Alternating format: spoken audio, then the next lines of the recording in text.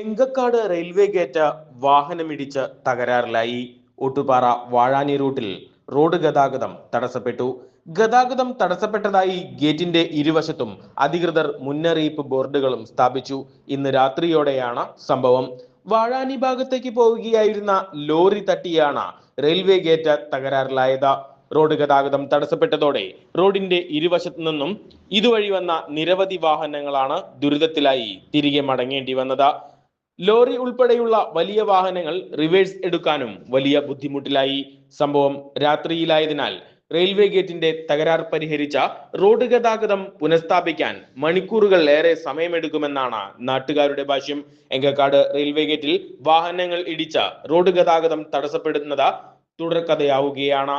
ഓട്ടുപാറയിൽ നിന്ന് വാഴാനി ഡാം വിനോദസഞ്ചാര കേന്ദ്രത്തിലേക്കും പുന്നമ്പറമ്പ് പഞ്ചായത്തിലേക്കും ഉൾപ്പെടെയുള്ള എളുപ്പ മാർഗമാണ് ഈ പാത.